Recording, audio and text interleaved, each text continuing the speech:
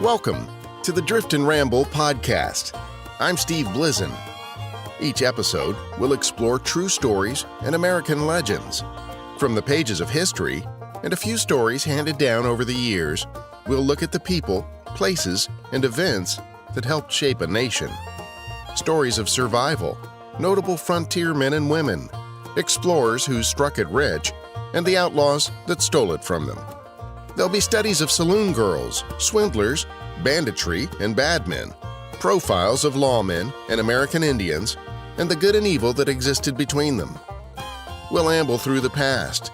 We'll delve into the folklore of the times and maybe even uncover a ghost story or two. So, saddle up or settle in for the Drift and Ramble podcast. This is episode 27. This episode is part one of a two-part series. We strongly recommend you listen to both parts in sequence to get the full story.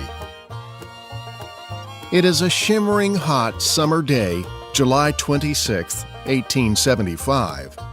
In the mining town of Sonora, California, 8 women and children, and 2 men will soon be climbing aboard the approaching stagecoach.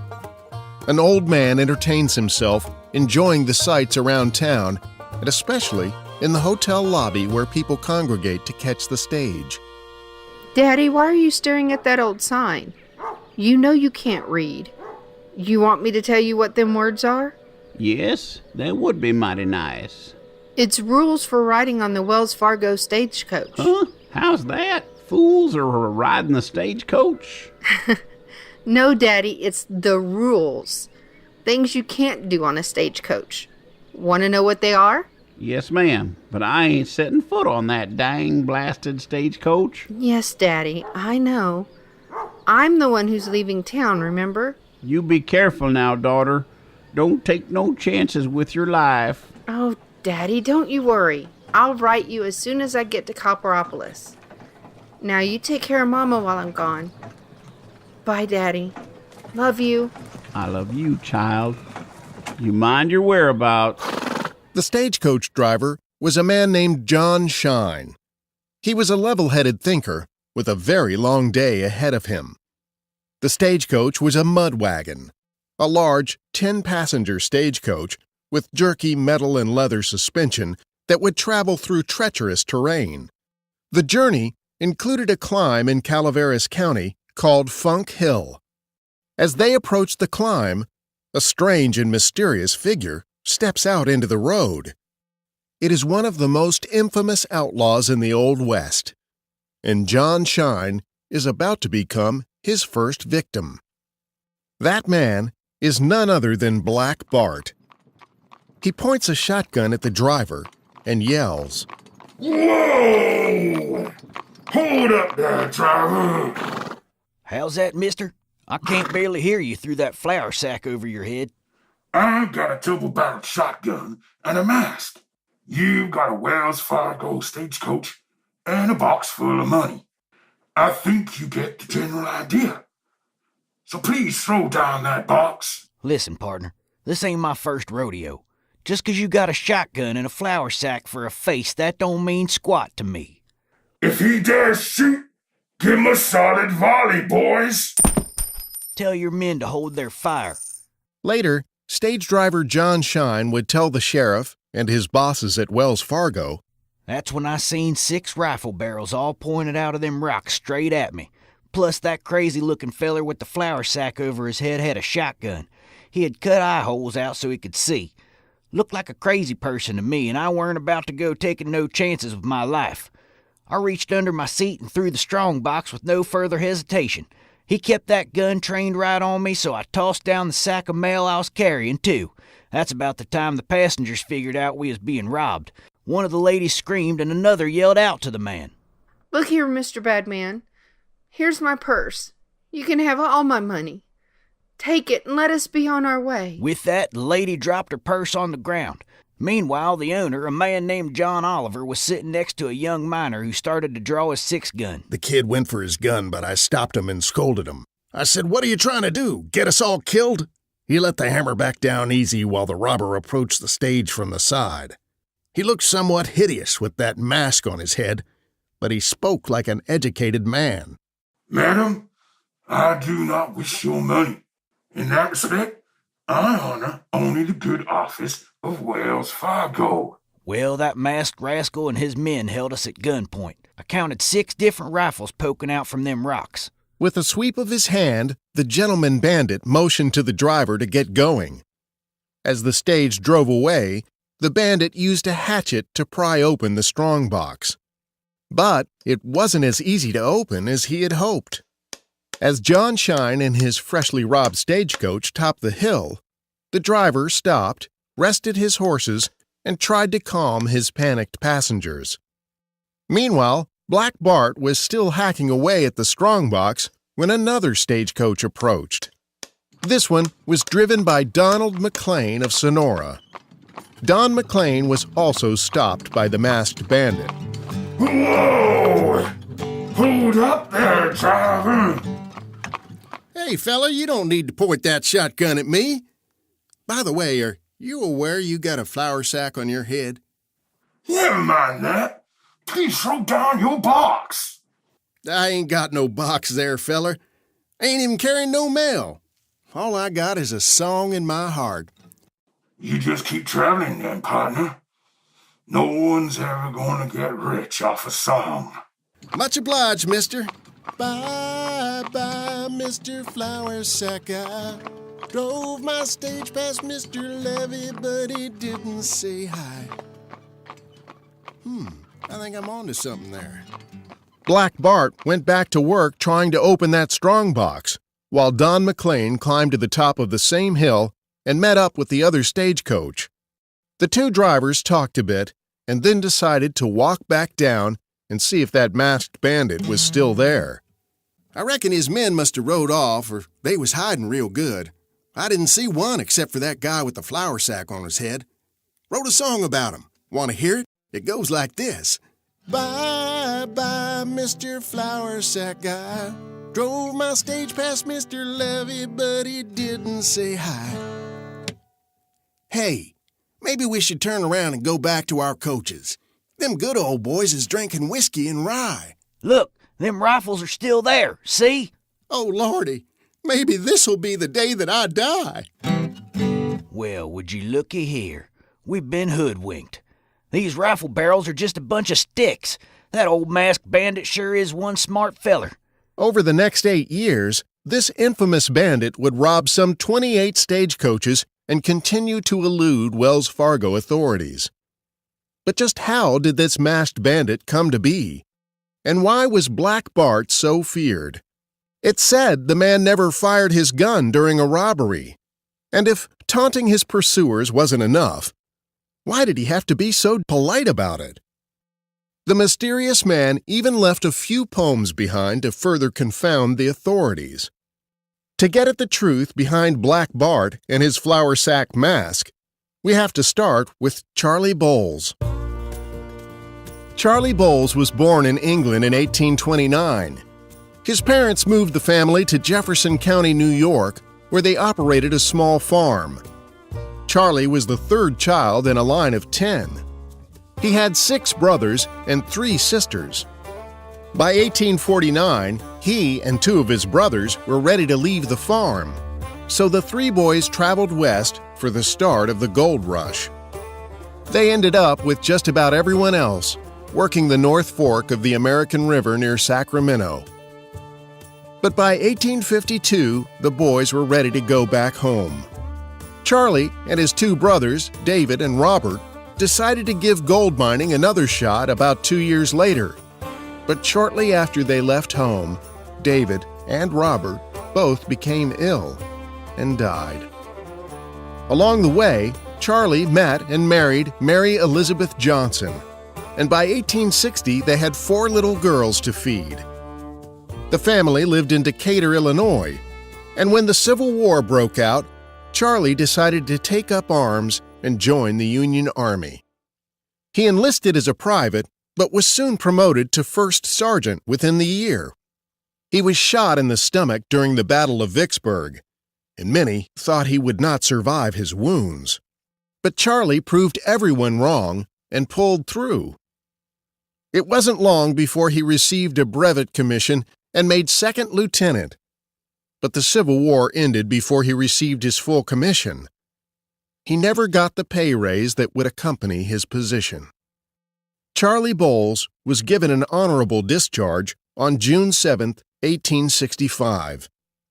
But Charlie longed to make a big strike. He left his wife and family to set off to find gold, this time prospecting the hills of Idaho and Montana. He did write to his wife from time to time, and he did pretty poorly with his prospecting. But things looked like they might turn around in Montana. Charlie Bowles and his partner, Henry Roberts, were working a claim near Deer Creek when they were approached by a group of men who wanted to buy the claim. Hey there, fellas. How do? Seem like you boys sure are working up quite a sweat here. You got any gold yet? Why, who's asking? You gentlemen seem to be far from home. Well, that is a fine observation, sir. We are not from around these parts, as you so astutely noted. We are from the city of San Francisco, and are representatives of the Wells Fargo banking and California Express companies. We are seeking opportunities to diversify our investment holdings, and we would like to purchase your claim. Well, show me the money then, boys. Everything I got's for sale, except my wife. But she's for rent. Not so fast, Henry. I'm not selling this mine to these city slickers. What if we hit the mother lode? You'd be wise to sell to us. We would hate to see your prospects dry up. In gold mining, water is a key ingredient to a successful mine. Without water, the mine has to close. I'm not selling, boys. You best be on your way, you hear? Well, that's your decision then. Enjoy your day toiling with that shovel. Hey, Charlie. Looks like our water done stopped. The whole stream went dry. I bet those Wells Fargo boys are behind this. Forced us off our claim they have. Curse them. And curse Wells Fargo. Later, Charlie Bowles would write to his wife telling her about the situation and that he was going to take steps, though Charlie never elaborated on just exactly what those steps might be. In a letter dated August 25, 1871, Charlie wrote to his wife to say he had hit the big strike, that he could finally support his family, and would soon be coming home. But Charlie never made it home. After that, the letters just stopped coming. Mary Elizabeth Bowles would not hear from her husband again. She had heard plenty of rumors about Indian attacks on travelers, however, so she simply assumed that her husband was dead. Charlie Bowles had vanished, while another figure had emerged. 4 years after Charlie's last letter home, a mild-mannered, middle-aged man began to appear around the trails and mining camps of California. Always on foot, never on horseback, sometimes a soiled tan linen duster clung to his 5'8" frame, worn over top of old miner's clothes. Piercing blue eyes stared out above a thick gray mustache. A small imperial goatee decorated his chin. His boots split on the balls of each foot to accommodate for corns, undoubtedly a side effect of all that walking. The mysterious drifter slips in and around the camps almost completely unnoticed. That is, until that hot July day when the masked road agent stepped out from behind a boulder to rob the stagecoach from Sonora. When word about the robbery reached law enforcement, Calaveras County Sheriff Benjamin Thorne and Wells Fargo Chief of Detectives James Hume rode out to investigate the scene of the crime. For Thorne, it was just another stagecoach robbery, in an area already known for them. But for Hume, it would become an obsession, something the Wells Fargo chief detective would never forget. Perhaps because Wells Fargo never forgets. Looks like our man stood here behind these rocks. He must have spent a lot of time setting up these sticks to look like rifles. Here's where he must have kneeled trying to open that strongbox. Well, here's the mail sack. Looks like you cut it into the shape of the letter T. Look here. Don't think anyone would just leave a shotgun out here hidden under some leaves. You reckon he hid it here so he could come back later? I bet he planned to put it back into service on another stage. The masked bandit had vanished without a trace. He had stolen about $346 from the strongbox. Pretty good wages for a few minutes' work, but it still wasn't that much money. On a chilly winter morning, December 28, 1875, the flour sack bandit struck again. This time, he robbed old Mike Hogan's stagecoach just outside of Smartsville in Nevada County. Whoa, hold up there, driver. Please, throw down that box. Dagnabbit, are you kidding me? Second time I've been robbed in 2 weeks. I'm not here to rob you. Just the box and the mail sack, please. Mister? You aware you've got a flour sack over your head? Never mind the sack. Can we please focus on the task at hand? It was about that time when Hogan and his passengers noticed what appeared to be a rifle poking out from behind a log down the road. All right. Be mindful pointing that shotgun at me, would you? Here you go, mister. Don't say I never gave you nothing. Oh, here's the mail sack, too. Once again, there wasn't that much money. And once again, the bandit vanished, apparently on foot. According to Detective Hume, who, once again, arrived at the crime scene to find a number of familiar clues. Let's see here. Sticks made to look like rifles, a cut in the mail sack in the shape of the letter T, and no horse tracks to follow. Fellas, I believe this is the work of a professional. 6 months later, in June of 1876, the professional flour sack bandit struck once again. This time, the reclusive road agent changed his tactics. He used darkness to his advantage. In those days, few stage robbers ever plied their tradecraft under cover of darkness. But this robber was gifted, with a determined heart and an active mind. He also set up along a spot in Siskiyou County where some large shipments of gold passed through.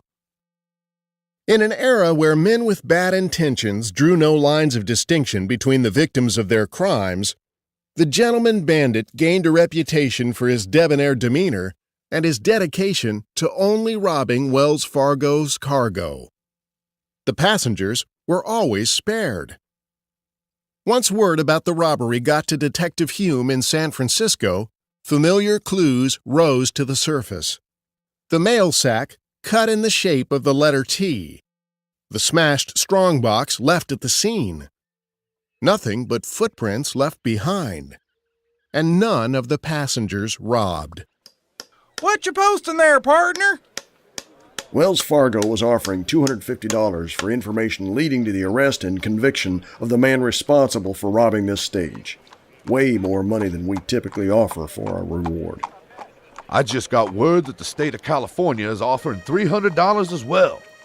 That's $550, folks. You bring us the name of the man or help us find his location, you'll be rich enough to buy a politician. $550? Well, that's a lot of money. Just how much did that road agent steal? A trifling amount, I'm sure. Never mind about that now. If you have any information at all, you just come down here and see me. Whatever was in that box must have been substantial because the flour sack bandit didn't rob another stage for over a year. But while Black Bart was on hiatus, there was still plenty of robbery to go around. In fact, stagecoach robberies around Wairika had been so common, Wells Fargo upped the reward money on Black Bart to $600. But even with the big reward money and stiff competition from other stage robbers, Black Bart still chose to hold up another stage. He got $300 in coin and a check for $302, which he never cashed. But this time, the robber did something that was the last thing anyone expected. He left a note, and he signed a name. When the driver reached town, he told the sheriff about the robbery, the politeness of the bandit, that strange flour sack disguise, and how the masked man didn't rob any of the passengers. The posse investigating the crime scene found a note, handwritten, on the back of a waybill and placed carefully on a stump with a rock used as a paperweight. It was near the broken strongbox and mail sack, cut once again in the shape of a T. In fact, there were 3 strange clues on this one piece of paper: a 4-line poem, a note to the driver, and the name Black Bart, the poet. Look at this here note I found. What does it say? Well, let's see here. Let me get my spectacles on. Says, I've labored long and hard for bread, for honor and for riches. But for too long on these corns I've tread, you fine-haired sons of bitches. Signed, Black Bart, the poet. Look, there's more. Driver, give my respects to our old friend, the other driver. I really had a notion to hang my old disguise hat on his weather eye. Respectfully, B.B. what do you suppose it means? Beats me. Better save it and send it to Jim Hume. He'll figure it out. Now, Detective Hume had a name for the mysterious bandit. Perhaps Black Bart just took offense at being called Flour Sack. Whatever the reason, the name spread like wildfire. The story of Black Bart, the poet, quickly filled the pages of every paper in the state. Funny thing is, the press may have been the source of the name. In 1871, the Sacramento Union ran a story called The Case of Summerfield by Claxton, which was a pen name for William Henry Rhodes. The early science fiction story was a big hit with readers, and in his story, the villain is named Black Bart. It could have been entirely possible that Charlie Bowles read this story. But while Detective Hume and his men worked to unravel the mystery of Black Bart, the stagecoach robber went back into hiding. Another year would pass before the gentleman bandit would appear for an encore performance. On July 25, 1878, Black Bart struck again, and this time he left an 8-line poem. Here I lay me down to sleep, to wait the coming morrow. Perhaps success, perhaps defeat, and everlasting sorrow. Let come what will, I'll try it on. My condition can't be worse. And if there's money in that box, 'tis money in my purse. Signed, Black Bart, the poet. Gentlemen, this poem proves our man is getting bolder. He's also getting sloppy. He no longer tries to disguise his footprints. We now know he wears a size 6 shoe. And perhaps most importantly, we have a witness report they saw a man sitting by the very spot where the stage was robbed just the day before the robbery. It isn't much to go on, but it's more than we had. Now, let's stay on it, boys. Don't let up. Wells Fargo never forgets. Black Bart was either a criminal genius or one lucky bandit. He never left another poem at the scene of his crimes, and he never stuck to a particular pattern. Taking as much as a year off between robberies, the man with the flour sack mask was impossible to predict. And, as if to prove that point, only 5 days after his last holdup, Black Bart struck again. His firm but polite demeanor and reluctance to rob passengers were now considered hallmarks of the masked bandit. But when Wells Fargo detectives found the telltale T-slash in the discarded mail sacks, one detective said, He may as well have signed his name. The sheriff found no note left behind at this robbery, but he did find size 6 boot tracks near the scene of the crime. Bart's next holdup was 90 days later. Standing behind what is now known as Robber's Rock, or Black Bart's Rock, about 10 miles north of Ukiah, Black Bart waited for the stagecoach to come by. Apparently, he waited a while, because after the robbery, when detectives were scouring the crime scene, they found several apple cores near the spot where the bandit had been waiting. And of course, there were those mail sacks slashed open in the shape of the letter T. By the time the detectives got back to town the next day, they were met with the news of another stagecoach robbery. This one just occurred that very morning. And even though the two robberies were 16 hours apart and over 20 miles distance from each other, both drivers and witnesses described the same man and mannerisms. Peach pits were found at the scene, and those mail sacks cut with the T formation sealed the deal. There was no question these two robberies had been committed by the same man. Publicly, Wells Fargo was careful not to disclose information regarding the full amounts of their losses.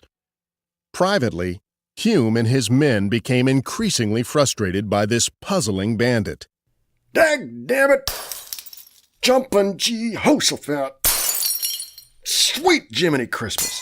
Damn you, Black Bart! I'll catch you if it's the last thing I do!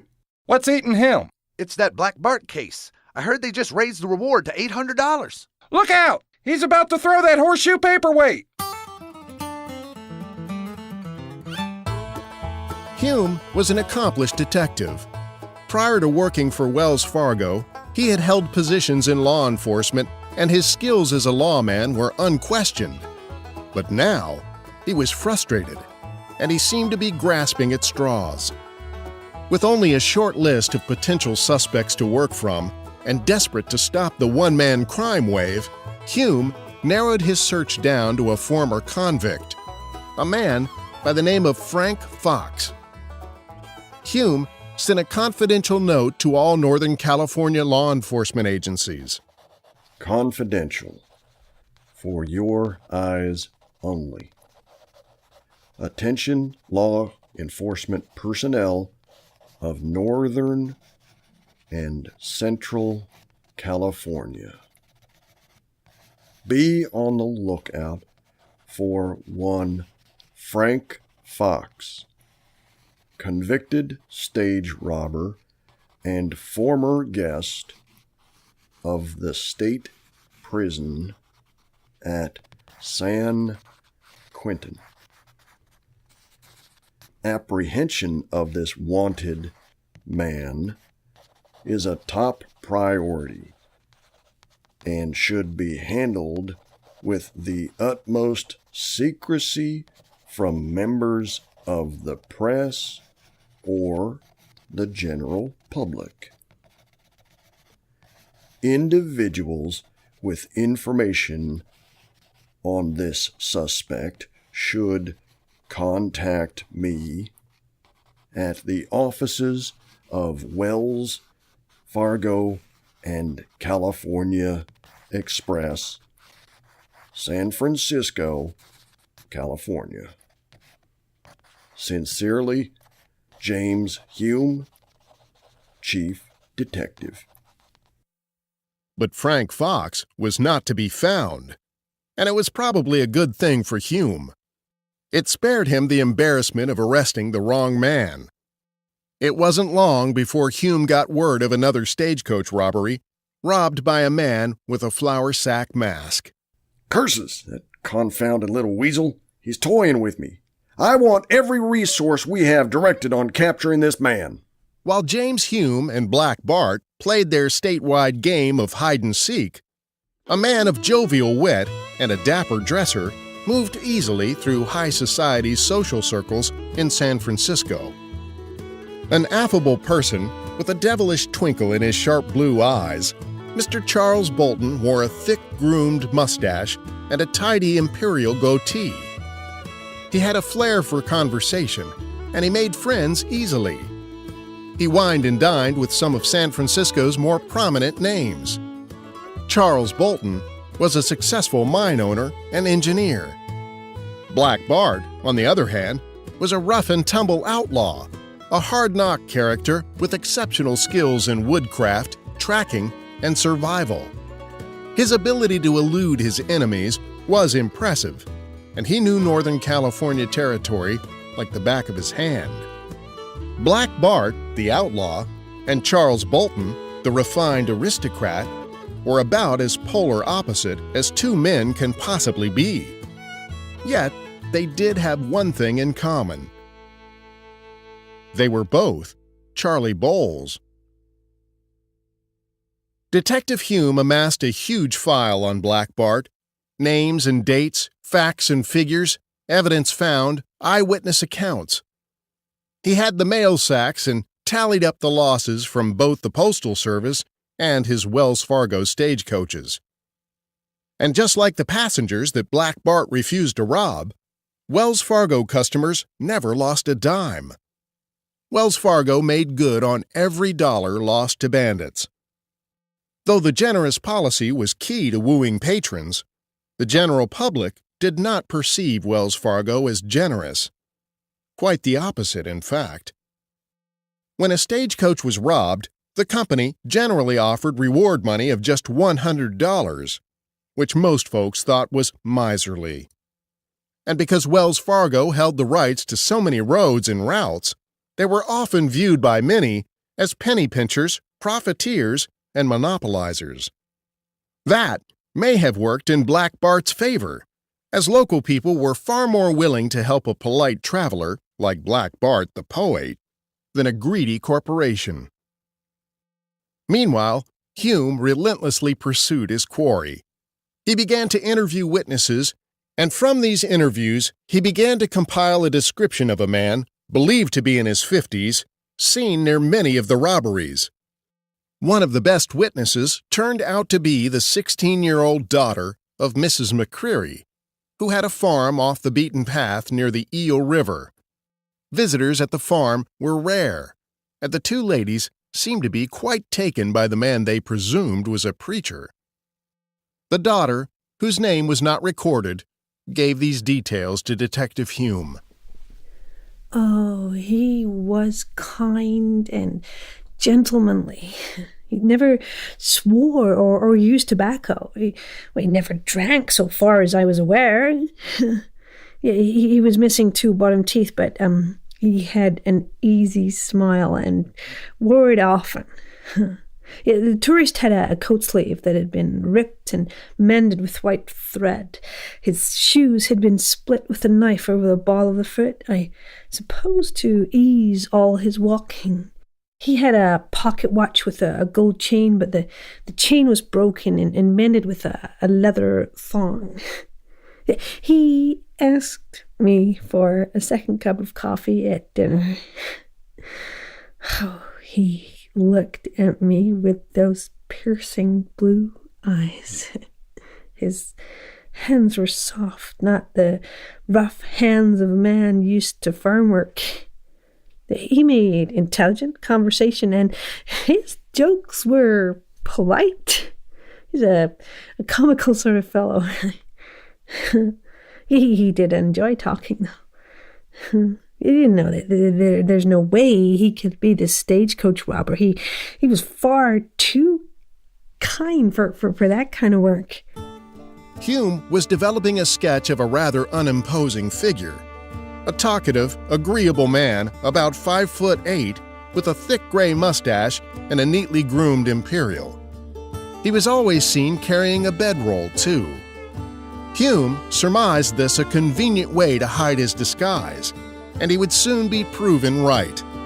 One man had told Detective Hume that he had found a sawed-off shotgun hidden just off the trail near the site where a robbery had taken place. A sawed-off shotgun is a formidable weapon. The blast from a gun like this would spread a wide pattern of pellets in a deadly burst at short range. Perhaps this is why so many stage drivers never argued with or challenged the man behind the gun. The bandit knew his weapons, and he could track and hide as well as some of the best professional trackers in California. Even more impressive was his ability to cover vast amounts of territory on foot. Over a period of 8 years, Black Bart was credited with 28 stagecoach robberies, and while many others committed similar crimes, none of them managed to outwit the law for as long as Black Bart. Bart's clever poems charmed the press, and therefore his reign of terror was treated like the adventurous dime novels of the day. But as the legend of Black Bart grew, the man himself grew older. Perhaps now more accustomed to the finer things, his movements became less cautious, and, as like all things in life, his luck would not hold out forever. They say that all criminals eventually return to the scene of the crime, and for Black Bart, that would prove to be his undoing.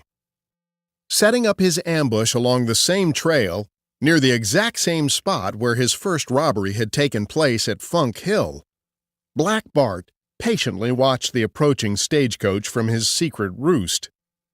With his field glasses trained on the stagecoach, Black Bart watched the stage pass by for 3 days. What he saw on his last day was unusual. A young passenger got out of the stage with a rifle, about 100 yards or so from where the poet planned to stop the stage. It was young Jimmy Rolary, hoping to hunt for deer in the same area around Funk Hill. Reason McConnell, the stagecoach driver, had just picked up the young man for that intention, and Jimmy couldn't wait to get off a shot. Jimmy, I'll need to go slow through these steep narrows. You can probably circle round and catch up to me down the road. Sure thing, Mr. McConnell. Boy, I sure hope I see some deer. As the stage slowly progressed through the rugged terrain, Black Bart came down into the road and took a familiar stance. Whoa, hold up there, driver. Who was that man? The one that got off below? He's just a boy, come with me to hunt for lost cattle. Bart hesitated a moment. He knew he could not demand the box this time. He knew there would be no box to throw. He knew the box itself was bolted to the stagecoach floor. And he seemed mighty confident that box contained gold. Bart commanded the driver to get down, but McConnell expressed concern. His wagon would roll down the hill. So Bart placed a stone behind one of the wagon wheels. Perhaps it had been the mine owner and engineer, Charles Bolton, that had made the discovery of information regarding this stagecoach. A pleasure to meet you, Dr. Drake. My name is Charles Bolton. What brings you here to Tuttletown? Charmed, I'm sure, Mr. Bolton. I'm in charge of operations at the Patterson mine. Why, I own a successful mine myself.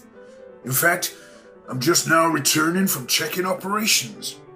What with the string of stagecoach robbers in the area, one could never be too careful. Precisely. I have a large shipment of gold amalgam going out just next week, but Wells Fargo has assured me safe passage. In fact, they've gone so far as to bolt the strongbox to the floor of the stagecoach. No robber will be able to steal it. Indeed. Armed with this knowledge, Black Bart left for Funk Hill, prepared. Driver, get down off that stagecoach and unhitch that team of horses. The wagon won't roll away now. You run them horses up over that hill, and don't you look back. What am I supposed to do once I get over the hill? Keep going, if you know what's good for you. Black Bart was a master of his routine. He could rob a stage and relieve it of its cargo in under 2 minutes. But this time, everything was different. Bart had taken possession of the stage itself. And then there was that kid wandering around with a rifle. Undaunted, Bart went to work. He hammered and pried away at the strongbox. Meanwhile, McConnell reached the top of the hill. From his vantage point, he could see Jimmy Rolary and waved his arms until he could get Jimmy's attention. Jimmy, sensing something was wrong, made his way up to McConnell without being detected by Black Bart. With no time to explain the circumstances, McConnell asked for Jimmy's rifle and trained it on the door of the stagecoach waiting at the bottom of the hill. Give me that rifle, boy. But the shot missed. Bart ducked and ran from the stage, his hands full of plunder. He headed towards the scrub brush by the roadside. McConnell fired again. Again he missed. Bart dodged and weaved as he ran. Here, let me shoot. I'll get him and I won't kill him either. Jimmy got off a shot and Bart stumbled, dropping a bundle of papers in the road. He staggered towards the bushes, keeping a tight grip on the sack containing the gold. It all happened so fast. The men rode off to fetch the sheriff, while Black Bart made his getaway.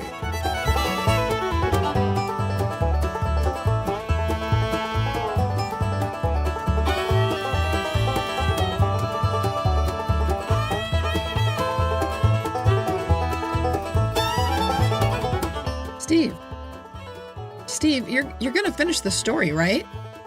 Well, actually, I gotta go to the store and pick up some stuff. Okay, well, don't forget toilet paper, and you're almost out of Metamucil. Great. Attention Hellmart shoppers.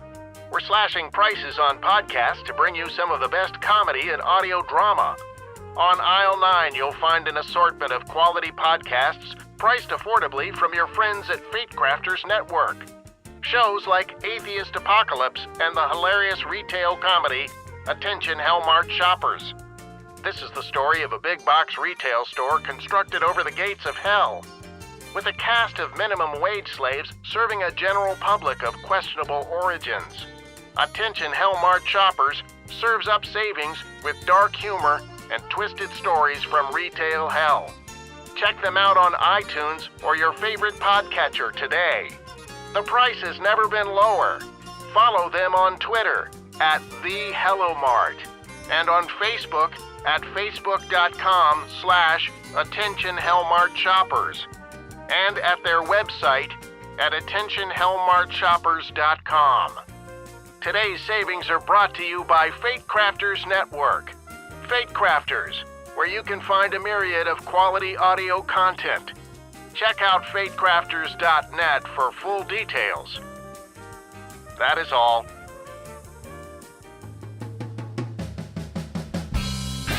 Thank you for listening to the Drift and Ramble podcast. We're really pleased you can ride along with us. Lewis Jackson played the role of Black Bart.